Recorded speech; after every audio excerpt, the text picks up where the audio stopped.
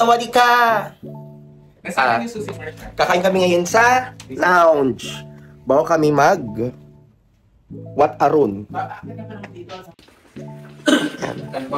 Sinundo. Yes, magkitampo lang ako na nakatiil. Yan. Sarap pa rin ha.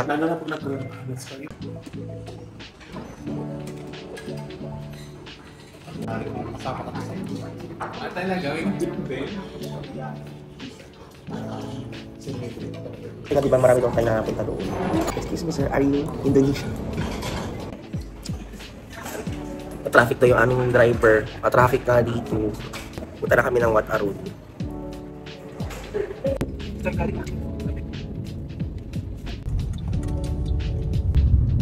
Kubo ano? Bahay kubo. Ay, bahay na ba ito? Oo, di ba? Vlogger talaga matawag.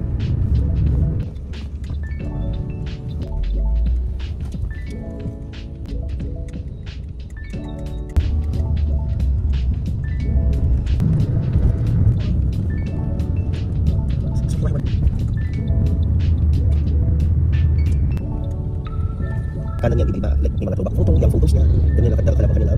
Morning, dito na kami ngayon sa Wingham sa Wat Arun. Ngayon may umano sa amin. Yan, naambush agad kami. Magre-rent kami ng costume. Okay. Yan, so let's check. Yeah, this format. What color you like, you can say picture. Okay. 100? Yeah. Rental, 100 baht. Huh? Lower. No. Low price. Fit check. So this is final look. Yan, photoshoot na kami. Yan. So sa halagang 100 baht, makakapag-rent na kayo ng outfit. Dito lang. Pero marami dito. Nataon lang talaga na kami inaambush na sa pagpasok pa lang. Pero okay na yun, 100 baht. Isipin nyo, 100 pesos. Tsaka maraming clothes to choose from. Yan. So ito siya, papasok. Diba? Salita. Very tay na. So yan, hinihintay lang namin yung kasama ko and then papasok na kami sa loob. And yun, nakakuha kami ng offer dito ng 1,500 baht for 2 person na yun. Tapos good for 1 hour na. So meron sila dito mga, alam niyo na, para sa Pilipinas may mga hidden sila. Sa shop kung doon ako kukuha ng offer ng photographer, 2.5 dito, 1.5 na lang kasi sa labas na ng store. Kasi nga, iba ng racket to. Mga sumisimple sila. Then kung may nakita kayong 1,000 na photoshoot for 1 hour, pasok na yun. Kasi good for 2 naman eh. Ayun. Ayan na. Punta na kami sa loob. Hello. Yeah, so this is the wife of the photographer. Soy Mak. Soy Mak daw ako. Oh. Yeah. Oh my God. Kino-concept ko lang to dati. Ngayon dito na ako. Uy.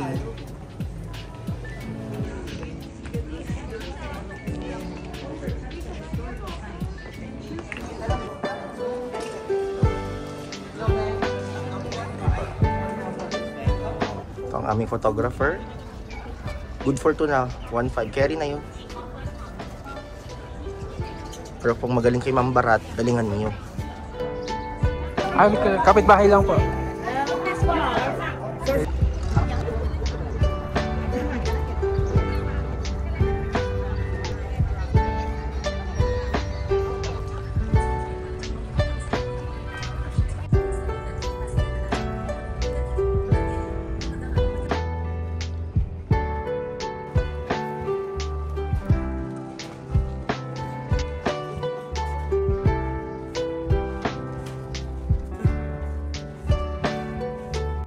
So yun, kakatas na namin mag-photoshoot for 1 hour. Grabe, ang bilis ng facing. Ngayon, bago kami lumipat ng ibang temple or pumunta kami ng Grand Palace libutin muna namin tong Wat Arun ng mas maayos. Kasi hindi naman siya ma-appreciate kasi nga sa dami ng nangyari. Sa sobrang busy. So yun. Yun lang. I feel royal, very royalty. Tara. Ganda ng outfit ko, bagay sa akin. Enjoy ka ba? Ha?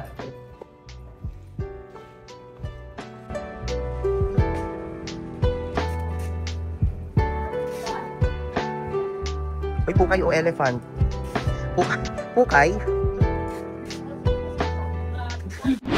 Ayan, nakalabas na kami ng Wataru. Wala, naliligaw na kami. Hindi namin tanda kung sa kami nagrentang outfit shoot na nakakaligaw. Hala, asa na tayo? Yun, pero kanina okay naman kasi nakasalubong namin si Kumaring MJ. Happy yan. Yan, kapag pa-picture kami, hindi na kami nakapagpa-video kasi syempre, nire-respeto rin naman yung oras niya. Diba? Yun lang. Nag-post naman ako. Ayan, so tapos na kaming magbihis. So this is my outfit. Punta na kami sa Grand Palace. Yan. So ito yung way papunta dun sa ferry. Pag kayo sasakay ng ferry from Wataru going to Grand Palace, tatawid tayo. Okay? Yan. Tapos ang babayaran lang ay 5 baht daw from ferry going to Grand Palace. Yun.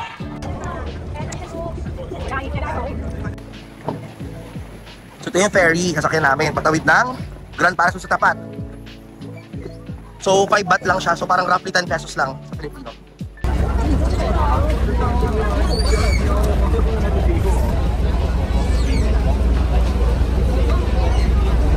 Diyan? O diba? Wala pang 5 minutes sa tapat na.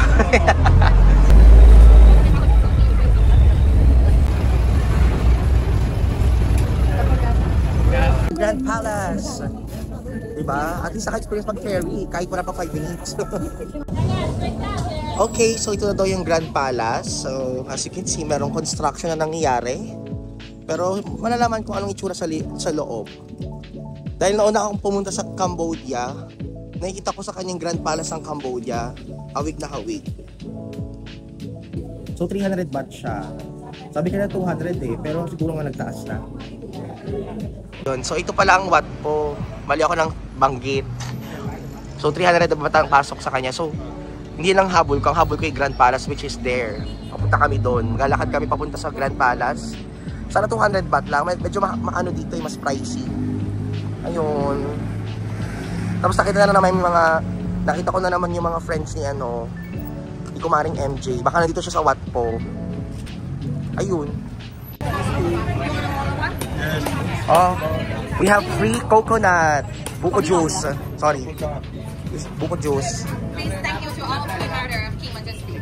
Thank you, Queen. Nakalibre pa kami ng inumin. 15 baht din to, ha? Thank you, Queen. Iba yung lasa ng buko nila. Matamis. Sana o libre. Miss, can I have another one? Another one? Yay! Thank you, Queen. Yes. Yes. Welcome, Filipino. Yes. I love Cebu. Oh, you went to Cebu? Yes. Yeah, it's beautiful there. Bigger than ours. Yes. This one tastes better. Oh, Yes. seriously? Yeah. Thank you for that. Just thank you for he's the owner of the farm. Oh, thank you. His name Dio Ban Thao. Dio? He's the owner. Yes. Wow, thank you, Dio. There's a sign of his farm. From Samut Sakhon. Ban Thao อุ๊ยมาทำน้ำแถวเลยอ่ะ Okay, so papasok na kami ng Grand Palace. Nag-escalator kami pababa. And then, yun yung bayaran. Okay, let's do this. Ticket to Grand Palace. So, ayan na nga. Start na ang habaan. So, yung ticket sa Grand Palace is iba sa Wat Po. Ang bayad namin dito sa Grand Palace is 500. 500 baht. So, roughly, parang almost 1K siya sa isang tao per peso.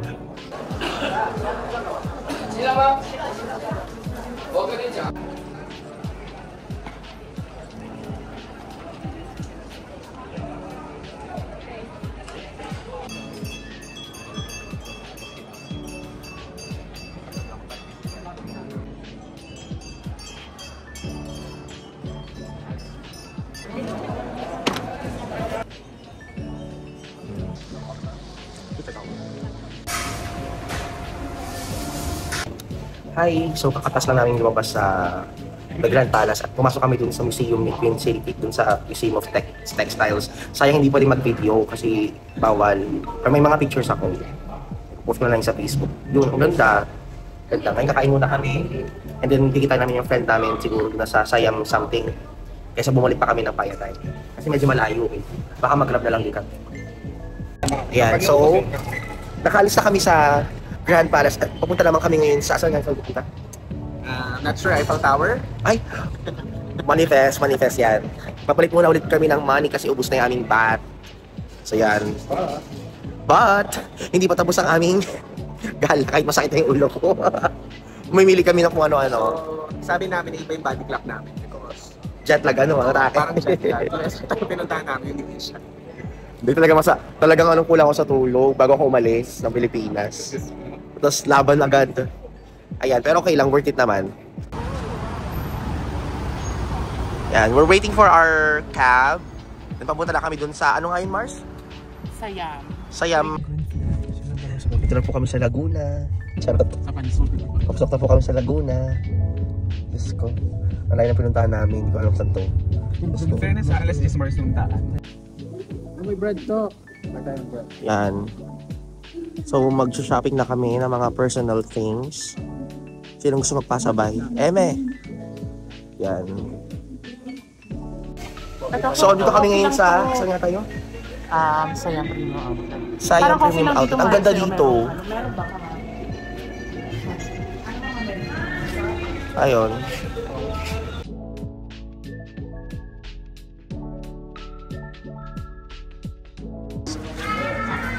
Ayan. Ang ganda dito. Kaso malayo siya.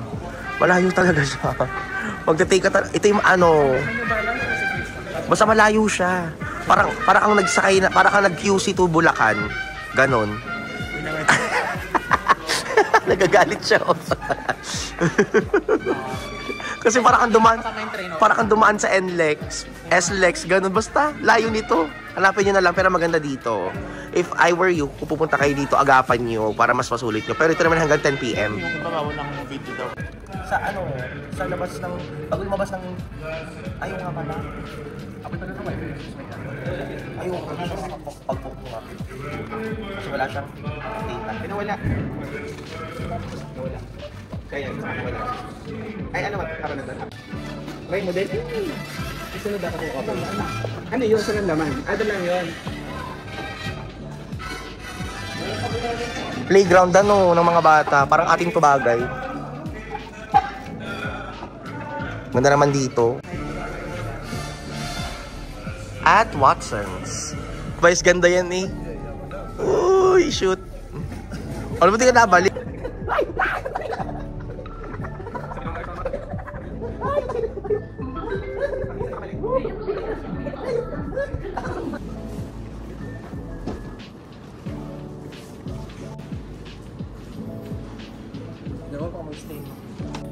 Yan. After maglaro, kami naman ay nag-shopping na. Solve na.